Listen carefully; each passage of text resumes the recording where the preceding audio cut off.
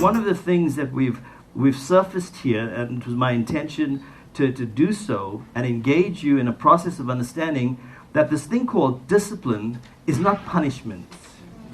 A code of conduct is not the total strategy for discipline in a school. It's one part of it. Discipline has to do with the collective understanding of how each person who functions within a particular community or culture is going to function. Consequences are only one part of that. But the goal ought to always be towards self-regulation, right? So how do we build that? And I want to thank everyone for that, because I can now flip through these slides without having to read them because you know it. But what I will use the slides for is to hone in on the learnings and give some of the things you've said a heading, a title, a category, so that you can actually use it as you develop your own plans. So the first part of it that was surfaced here is there is a legal issue, right? I mean, we've had, for example, we have this very real thing, regardless of what the rules and the law says. We have this very real situation where post-96, and we had the abolition of corporal punishment in schools, there are still people who are so against that.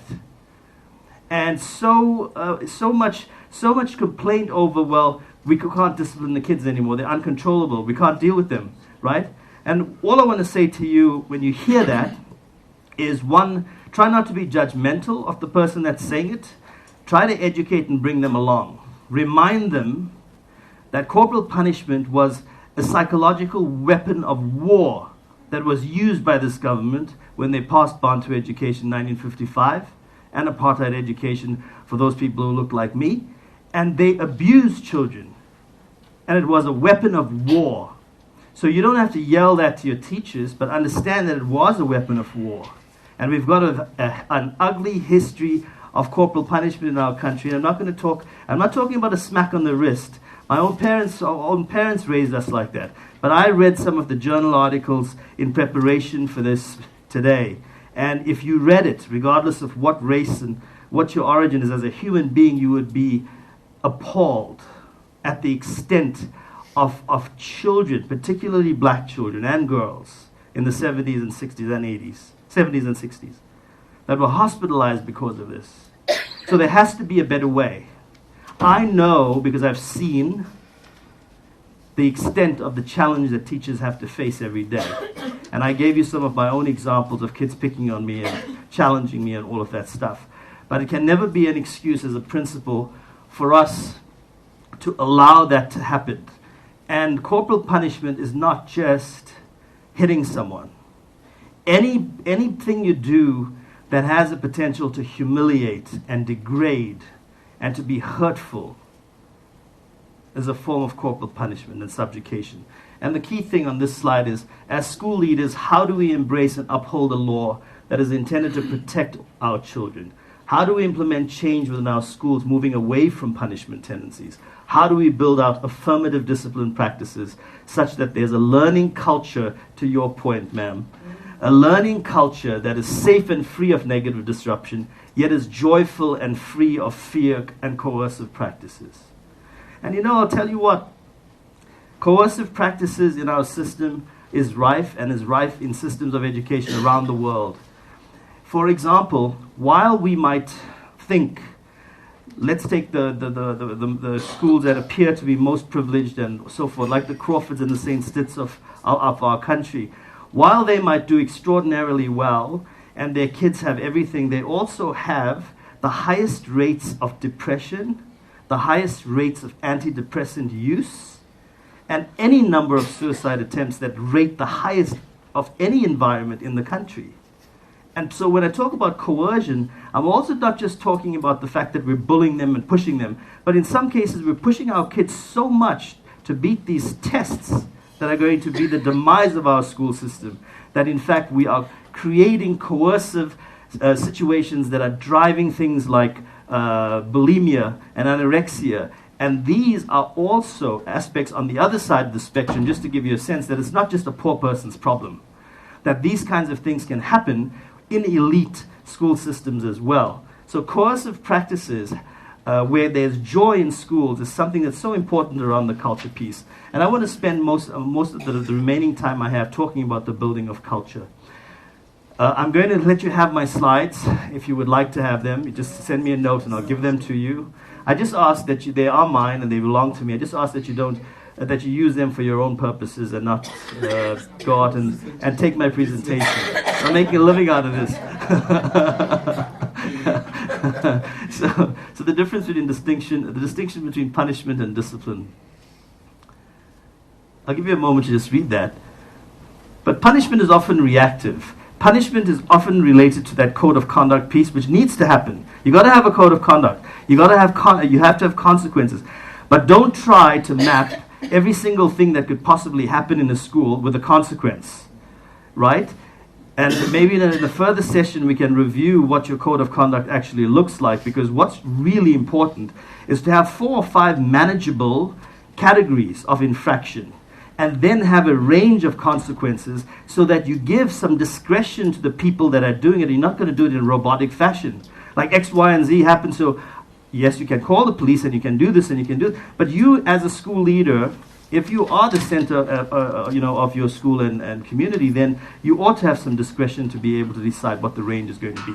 The minute you go, you do this, you do that, you're going to get a teacher coming in who's not prepared to try, is going to walk in the door and say, this kid just swore me, throw him out of school. And ladies and gentlemen, in the US we have a thing called the school to prison pipeline. If you were to take every black and Hispanic person in the United States, and if you were to put them in one space, let's say they could all fit in one space, and you counted 1, 2, 3, 1, 2, 3, 1, 2, 3, every third person before they're 24 will be in jail. And it comes from the school system, and it comes from the way in which we treat our children in school. And that's the United States. They're not short of any money. In New York, we spend more money on, we've got the highest per capita spend of any other school system in the world, probably. And we've got some of the worst conditions. And we've got some of the best conditions. But why I say that to you is because it's not the rules and the protocol alone. It's the heart and the soul and the culture that you choose to build in your school. And if you're not up for it, then this is not the right job for you.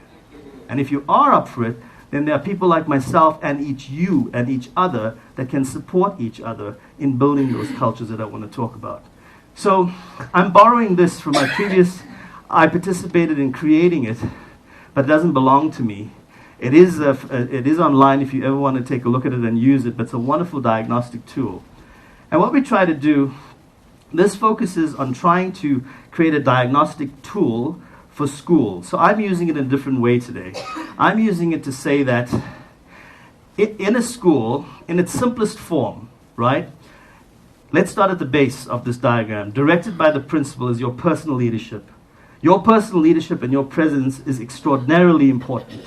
That determines, for example, whether you can inspire and create alignment with your staff, right? So from your personal leadership, from who you are and your sense of presence, and never underestimate the sense of your power of presence.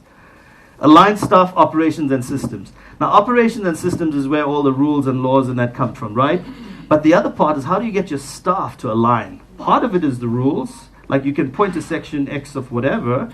The other part of it is relationships, and building those strong relationships, professional relationships, governed by the rules. So, for example, how do you incentivize the behaviors you want to see? How do you take the things that are important to you and build that into the culture of your school? So the part that I'm getting to here is the next driver is learning and teaching. And you see the next piece here is culture. And all those things lead to student achievement. So culture is an extraordinarily important part of how we actually build a school that is moving on a trajectory towards self-regulation on the part of the behavior of kids. And I'm going to go through this very quickly. You covered this for me, Wolo. So, for example, the importance, I'm just going to go through that. So lever 1 has to do with your missions and so on, right? Lever 2, a culture of achievement is important. How you behave and what you expect is very important. Years ago, there was I don't have it on the slide, but I just remembered, Years ago, there was a wonderful educator called Shel Silverstein. He was an African-American person who happened to be Jewish, and he wrote some of the most fabulous children's poetry. Some of you may know him. But one of the poems he wrote was A Light in the Attic.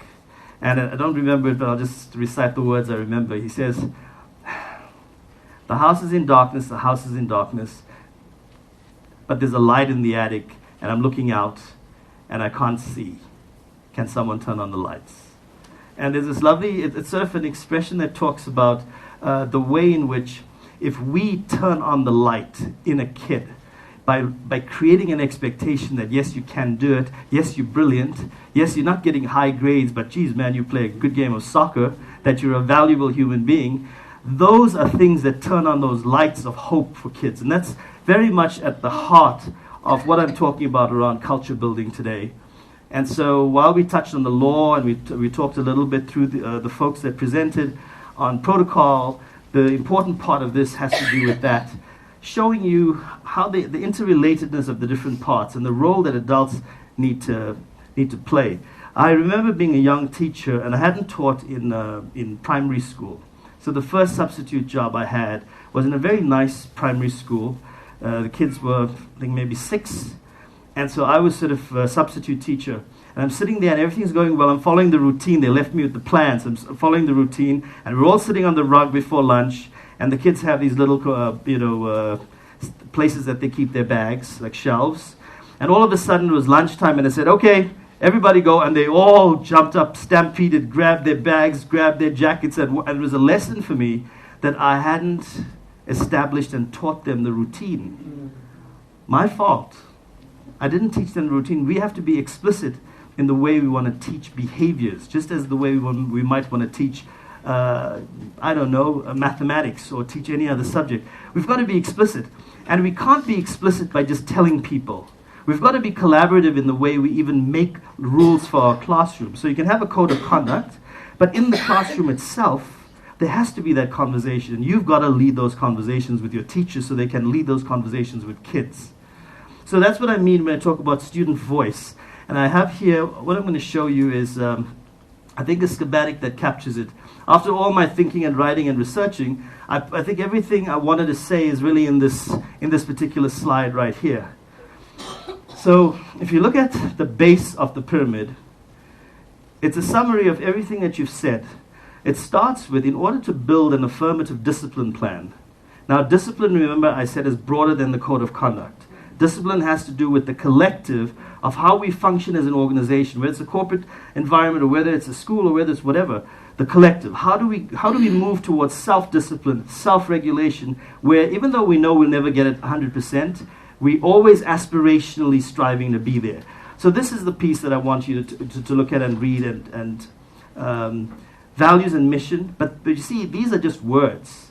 These are just words. I walk into classrooms when I was a principal for 10 years, my last job in Manhattan, difficult school, and we refused to do standardized tests. So we found a way to get a waiver from standardized tests, and we did portfolio assessments, and we did a lot of things differently for our children. And we formed a coalition, and we were politically active with all those things. But anyway, one of the things that we did was, I would walk into class every day, and I was more interested in whether there was a purpose for the learning than anything else. So I would ask kids, what are you doing? Why are you doing it? Is it any good? How can you make it better? Can it be, is it any good? How can you make it better? And I would ask the teachers the same question. What are you doing? Why are you doing it? Is it any good? Can you make it better? And those two questions, what are you doing? Why are you doing it? Establishes that whether there's a purpose for the thing. And far too often, if we don't establish a purpose for stuff that happens in school, if we're doing it because it's in the book, there's no buy-in. There's no buy-in, and that's where you lose. So the values, for example, have to translate to something. If you say your values are, I was at Crawford the day before yesterday, and one of them values are enlightenment, and the other one has to do with, the three, it just slips my mind now. And I said, where does that show up in your lesson? Every day. Where does it show up? We're not creating a separate subject for it. Where do your values show up in what you do? So what's really important to you? What the department and the minister said about what we should have as a lesson plan? You ought to be, in my view, more concerned about the key questions a teacher is going to ask those kids than whether the formatting is 2 inches and whether it's typed or handwritten or written on a piece of tissue. Because it's the nature of the questions that are going to engage, as we did today. Those 7 questions, and I made the situation as unideal as possible. But those questions generated the thought, where, in fact, if you think about everything that was said here today, fits into this pyramid. And so let's go to the next one. It's got to translate to something. A vision and a mission must be reviewed every single year with every single person in an organization. And I did some work like that with Pepsi the other day, no, Coca-Cola the other day, and I did some work the previous week with Telcom. And the problem is that these things stick on the wall, and they don't mean anything to everyone. And that's what I need you to do every day. So I'm happy for you to have this, but if you want to take just one slide and build a plan out of this, maybe that's another session we can do together, building a comprehensive plan, but using these things. You've got to translate it into behavioral expectations, and you see I put down a code of conduct, but a code of conduct is one part of it, right? Relationships are the most important thing, and you can't fake those. If teachers don't like the kids in front of them, you know, you don't always have the luxury of getting rid of those teachers. Maybe they're in the wrong profession. You've got to figure out how to deal with them. People who don't like children are a serious problem in our profession. And you know, sometimes we take the route of going the legal route, and we've got unions that will fight us. And you know what? I'm a big supporter of unions, because when I started teaching, there were no unions, and there was a lot of abuse. However, there has to be a balance with regards to that. As you think about your role as an educator and as a leader, what's the role of the union? We have to aspire, in my view, toward becoming more of a professional organization than a labor union. Because once we are a labor union, we actually diminish the value of our own work. So engagement with the union is very important. Not to be adversarial to the union, to engage them in professional conversation and dialogue, so that we can get to the point where it's not constantly a battle between the principal and those folks, because that impacts the discipline and tone of your school as well, more so than anything else. The way the adults behave with each other and with you and your SGB and all the other structures is going to impact the way kids treat each other and the way they function in that particular environment. And this was something that you said again, Molo. Culture competency and diversity, I call it.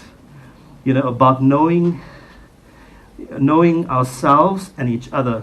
And one of the things recently, I go to the theater whenever I can, and I'm always eager to learn and refresh my own South African history, because I've been away a long time. So I went and saw a thing called The Black Coat, which was held at the Military Museum in Saxonwold. And I walked in there, the first time I'd ever been there, and I wondered, well, hell, they've got some German planes over there. Which side were we fighting on? It's a joke. But anyway, the point is, I watched this thing. It was a one-man review, and it was brilliantly done.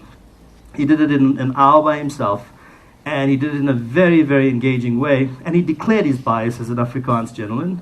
He declared his bias, but he was still trying to be objective in the way that he went through doing his stuff. And that's a lesson for all of us. We're at a point in our country and our history where I don't think it's constructive to blame each other, because the fact of the matter is it's done. However, acknowledgement is extraordinarily important. Someone much wiser than I once said, if we don't acknowledge our history, our own personal history, we prevent ourselves together from realizing a glorious history in the future. And I'm not sure who said it. It might have been Willem Vervoet, but I can't remember exactly. And so I just say that it's important for us to teach history in school. I'm doing some work in private schools, and they deliberately don't teach history because the teachers themselves have their biases.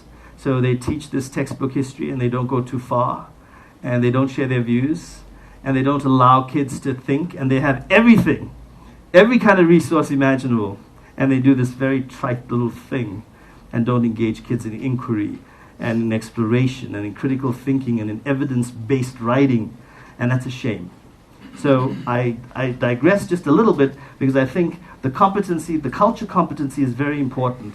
And that's something that we've got to spend a lot of money on professional development and growth with, especially in our country. You know, even like I've got a very diverse range of friends here and abroad and elsewhere. And it's very interesting how, you know, how people just clam up when certain conversations come up at a dinner table or in a public environment, for example. And you think you knew someone, and then you realize everyone is shy and very scared and very also set in their ways. I often think one of the things that's... I was at the theater, at the Peter Tureen Theater the other day, and Peter Dirk Ace did a thing called He Too. And Peter Dirk Ace, you probably all know, is like one of the greatest South African satirists that ever lived. And he's old, and he retired this, you know, his character Evisa Bezuidenhout. And he has this very tongue-in-cheek satire where, you know, he talks about, well, and you know, the corruption, and he's imitating the corruption, this government's corruption, and then he says, which is unheard of. And then he goes, 1975 information scandal. And those of us who are old enough and followed history understand that governments, even in the apartheid days, stole as well. Not to the extent that they did, that we know now in terms of the government of the last 25 years and the Zuma government, but the ANC has given folks an opportunity to blame everything on the government. Yeah, we haven't changed the economic system very much. So what I'm saying to you folks is, in our history classes, if we are going to deal with this subject, we have to do it in a way where there are no sacred cows, and in a way where we need to declare our bias. So you need to teach schools of history. You need to teach different cultures. There's a thing in the world going on now called the development of global core competencies. And it's actually being measured for the first time in December this year. Harvard University and PISA will be measuring the first international assessment of global competencies. And one of the biggest pieces is this. And so I urge you to make schools a place of thinking, not a place of being quiet to be polite. Student voice and structural opportunities. I used to have a t-shirt when I was principal, and it used to say voice and choice. And we would wear these t-shirts and we would have voice and choice days. And teachers would wear them and kids would wear them. And voice and choice means exactly that. To give voice every single day to kids in your room and to teachers on your staff, and to try to do it. I know it's hard to do, but to try to do it. So dedicate 1 or 2 days and call them voice and choice days, and get used to the notion that in order to create a great culture in a school, everyone needs to be able to participate in it, and not in a contrived way, in a real way.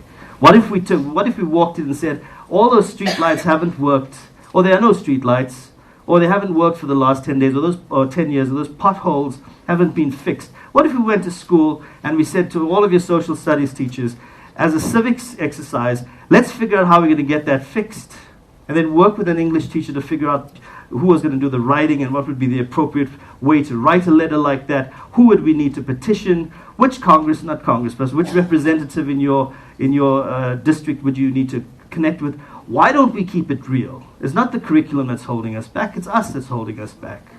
I said to you before, curricula does not teach children, teachers teach children, and principals lead teachers, and so you're responsible, and I'm responsible.